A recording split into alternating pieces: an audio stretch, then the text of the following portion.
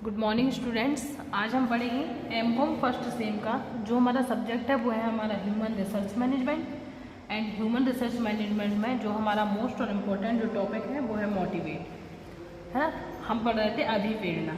अभिप्रेरणा का मतलब होता है मोटिवेशन। मोटिवेशन क्या होता है इसको आज हम क्लियर करेंगे। इससे पहली वाली वीडियो में इसके कुछ पॉइंट्स कंप्लीट हो गए हैं, तो आप लोग पिछली वीडियो जाकर देख सकते हैं जिससे आपका कोई भी टॉपिक मिस ना हो। आज की वीडियो में हम पढ़ेंगे अभिप्रेरणा की विशेषताएं। तो सबसे पहले थोड़ा सा हम मोटिवेट के बारे में समझ लेते हैं कि मोटिवेशन क्या होता है। देखिए, अभिप्रेरणा क्या होता है। अभिप्रेरणा का मतलब होता है किसी व्यक्ति को उसकी इच्छा अथवा शक्ति के अनुसार उसको कार्य करने के लिए प्रेरित करना।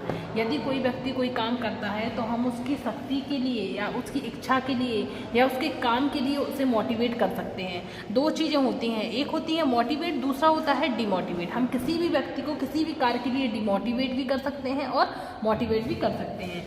तो मोटिवेट का मतलब होता है कि व्यक्ति में किसी ऐसी इच्छा अथवा शक्ति विद्यमान करना या काम कराना जो उसे कार्य करने के लिए प्रेरित करती हो। व्यक्ति कार्य करना चाहता है, लेकिन किस तरीके से चाहता है कि जब उसे मनोबल प्राप्त हो, मोटिवेट हो कि ये काम हमें करना चाहिए, ये काम हमारे करने के योग्य है। और इस चीज़ के लिए हमें किसकी ज़रूरत पड़ती है? अभिप्रेरणा की आवश्यकता पड़ती है। जब हम व्यक्ति को मोटिवेशन देते हैं, मोटिवेट करते हैं, तो व्यक्ति एक ऐसे काम के लिए करने के लिए इच्छुक होता है जो उसको करना चाहिए। इसके बाद है अभिप्रेरणा की विशेषताएं। अभिप्रेरणा की विशेषताएं में सबसे पहला है हमारा अभिप्रेरणा एक मनोवैज्ञानिक है।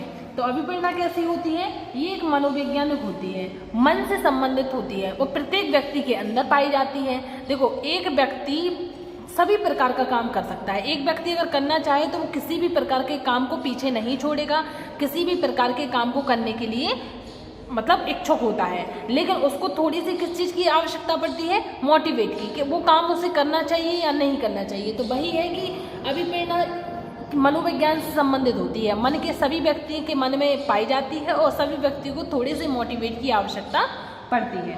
दूसरा है हमारा संपूर्ण व्यक्ति अभिप्रेरित होता है, एक भाग नहीं। देखो, क्या होता है जब व्यक्ति को मोटिवेट किया जाता है तो उसका संपूर्ण व्यक्ति मोटिवेट होता है। वो उसका मस्तिष्क, मन, दिमाग सब कुछ ऐसा लगता है उसको कि ये काम हमारे योग्य है, ये काम हमें करना चाहिए। उसका कोई एक भाग नहीं होता है। ऐसा नहीं है कि उसने आज करा अब वो भूल गया, या उसका बॉडी का कोई एक पार्ट नहीं।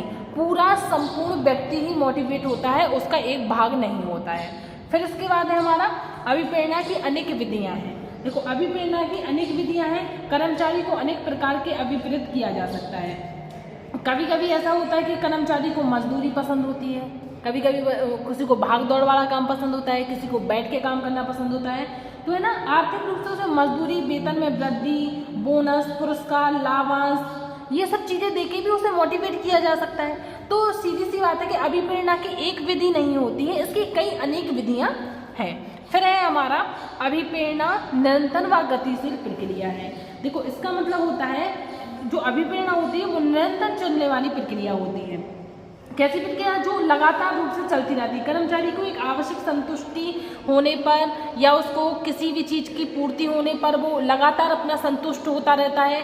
कभी फिर डिमोटिवेट हो गया, फिर मोटिवेट हो गया। तो इसका सीधा सा मतलब है कि अभिप्रेरणा एक निरंतर रूप से व गतिशील प्रक्रिया है, क्योंकि व्यक्ति निरंतर रूप से मोटिवेट होता जाता है।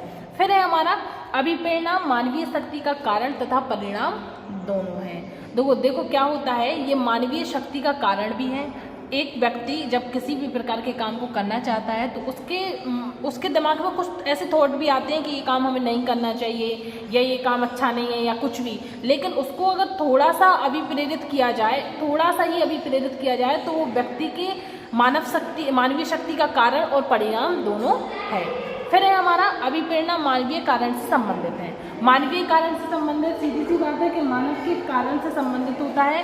व्यक्ति किसी न किसी प्रकार का काम करना चाहता है, हर एक काम के पीछे उसका कुछ कारण होता है, और अभिप्रेरणा एक मानवीय कारण से संबंधित होता है। देखो, ये क्या है हमारे अभिप्रेरणा की विशेषताएं हैं, एक बार और हम इनको देख लेते हैं। पहला है हमारा अभिप्रेरणा एक मनोवैज्ञानिक है। दूसरा है हमारा संपूर्ण व्यक्ति अभिप्रेरित होता है, उसका एक भाग नहीं। अभिप्रेरणा की अनेक विधियाँ हैं। नेक्स्ट अभिप्रेरणा निरंतर व गतिशील प्रक्रिया है। नेक्स्ट अभिप्रेरणा मानवीय शक्ति का कारण तथा परिणाम दोनों है।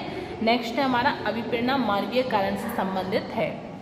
साथ ही आप लोगों को बता दें कि आप लोगों को जो day by day topics videos तैयार की जा रही हैं, आप लोग अपने नोट्स तैयार करते जाएं, जिससे आपको परीक्षा के समय में किसी भी प्रकार की कोई भी दिक्कत नहीं आएगी। अब आप लोग ये नोट कर लें, इसके बाद हम आपको नेक्स्ट वीडियो में पढ़ाते हैं। Thank you.